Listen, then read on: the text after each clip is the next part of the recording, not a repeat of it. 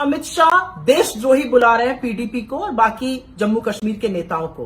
क्या वो देशद्रोही थे जब आपने उनके साथ मिलकर सरकार बनाई थी? आप तो अंग्रेजों के पिट्ठू थे और आपकी आरएसएस ने आजादी के 52 साल बाद तक तिरंगा झंडा नहीं लहराया था। तो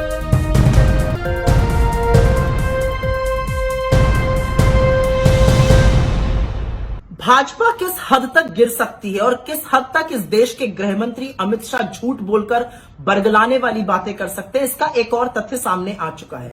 कुछ भी बोलने से पहले मैं ये जरूर बताना चाहती हूं कि कांग्रेस पार्टी गुपकार अलायंस, जिसका की नाम People's Association for Gupkar Declaration है, उसका हिस्सा नहीं है।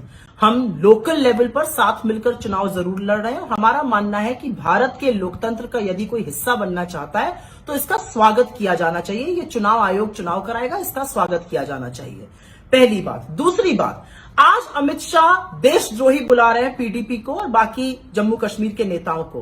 क्या वो देशद्रोही थे जब आपने उनके साथ मिलकर सरकार बनाई थी? यह हमारा पहला सवाल है।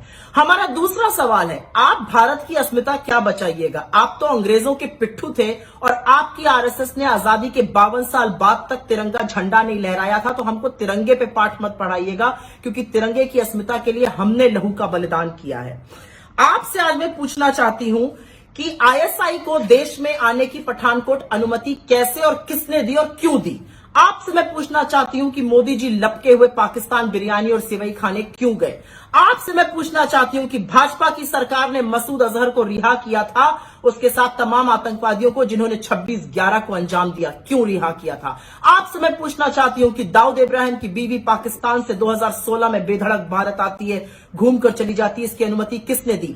आपसे मैं पूछना चाहती हूं कि आप ही के महाराष्ट्र के एक मंत्री ने, जब आपकी वहां सरकार थी, फोन पर दाऊद इब्राहिम से बात करी, उसके खिलाफ जांच नहीं करी, सिर्फ पद से हटा दिया गया, ऐसा क्यों हुआ? आपसे मैं पूछती हूं कि जब आपकी जम्मू कश्मीर में पीडीपी के साथ सरकार थी तो मसरत आलम को अप्रैल 2015 में भारत विरोधी नारे लगाने के लिए किसने अनुमति दी?